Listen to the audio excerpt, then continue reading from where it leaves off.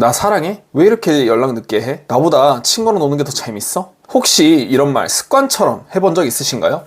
처음엔 귀여운 투정 같아 보여도 시간이 지나면 남자를 숨막히게 만들고 결국 이별로 이어질 수 있습니다. 연애가 오래가지 못한다고요? 그 이유는 단순히 사랑이 식어서가 아닐 수 있어요. 사랑은 남아있어도 반복되는 여러분의 습관 때문에 지쳐서 떠나는 경우가 훨씬 많습니다. 안녕하세요, 범쌤입니다. 오늘은 남자들이 정말 싫어하는 여자 특징 3가지와 이 습관을 바꾸기 위해 꼭 필요한 방법까지 알려드릴게요. 첫 번째, 하루 종일 사랑을 확인받으려는 습관입니다. 나 사랑해? 나 진짜 좋아하지? 나 없으면 못 살지? 처음에는 귀엽죠. 하지만 반복되면 남자는 마치 시험을 치르는 기분을 느낍니다. 아무리 표현해도 부족하다는 메시지를 받는 거죠. 예를 들어 우리가 그냥 일상적인 데이트를 하더라도 영화 보고 나와서 분위기 좋게 걸어가다가 갑자기 근데 나 진짜 좋아해? 나 어디가 좋아? 라고 묻는 순간 남자는 긴장하게 됩니다. 즐거운 시간이 금세 검증 시간으로 바뀌는 거예요. 이 습관의 뿌리는 결국 불안입니다. 혹시 내가 버려지면 어떡하지? 라는 두려움 때문에 끊임없이 확인받으려 하는 거죠. 하지만 남자는 사랑을 증명하는 기계가 아니에요.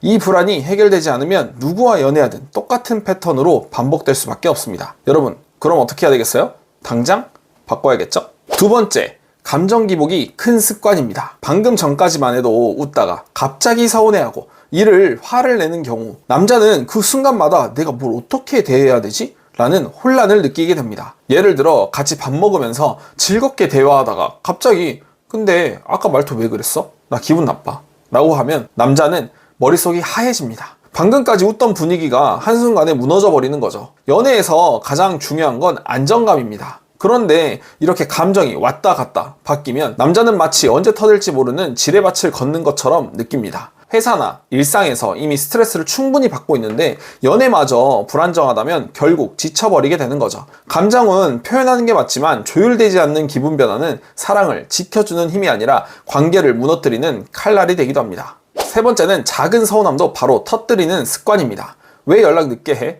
왜 나보다 친구들이랑 더 시간 많이 보내? 다른 사람한테 나보다 더 잘하는 것 같아. 표현 자체는 정말 중요합니다. 하지만 작은 불편함도 바로 폭발하면 남자는 그때부터 조심해야 하는 관계라고 느낍니다. 예를 들어서 남자가 피곤해서 잠시 연락이 늦었을 뿐인데 너 일부러 나 무시한 거지? 라며 화가 폭발한다면 남자는 이제 무슨 행동을 해도 문제가 될 수 있다는 불안감을 갖게 됩니다. 그러다 보면 본인이 하는 행동들을 하나하나씩 감추기 시작하기도 하죠. 연애는 원래 가장 편안하고 안전해야 되는데 이런 습관은 오히려 회사 상사 눈치 보는 관계처럼 만들어버립니다. 오늘은 뭐가 걸릴까? 또 뭐가 서운할까? 이렇게 생각하게 되면 사랑이 아니라 눈치 싸움이 되는 거죠. 남자들이 정말 싫어하는 여성분들의 감정 습관은 이렇습니다. 첫 번째, 끊임없이 사랑을 확인받으려는 습관. 두 번째, 기분이 시시각각 변화하는 습관. 세 번째, 작은 서운함도 바로 폭발하는 습관입니다. 이 3가지에는 공통점이 있어요. 남자를 사랑을 주는 존재가 아니라 감정을 감당해야 하는 관리자로 만든다는 점입니다. 남자가 떠나는 건 단순히 마음이 식어서가 아니라 곁에 있는 게 너무 지치고 힘들어졌기 때문이에요. 그래서 여러분이 매번 똑같이 짧은 연애만 반복하고 있는 겁니다.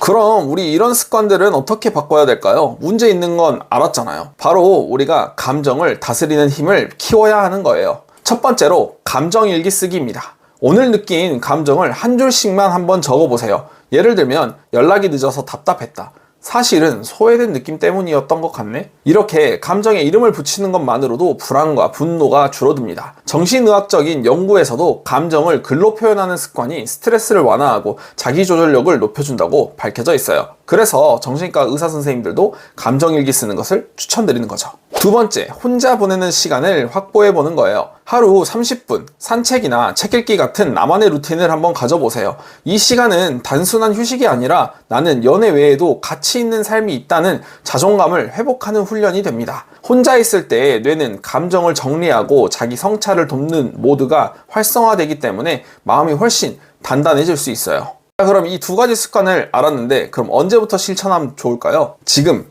당장 시작하세요. 연애에서 상대가 가장 큰 매력으로 다가오는 경우 중 하나는 함께 있을 때 편안하다라는 느낌을 받을 때입니다.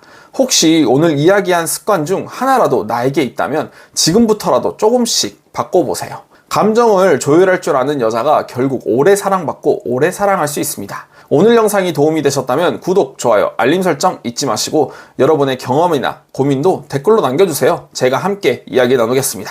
여러분의 행복한 연애를 응원하겠습니다. 그럼 다음에 봐요.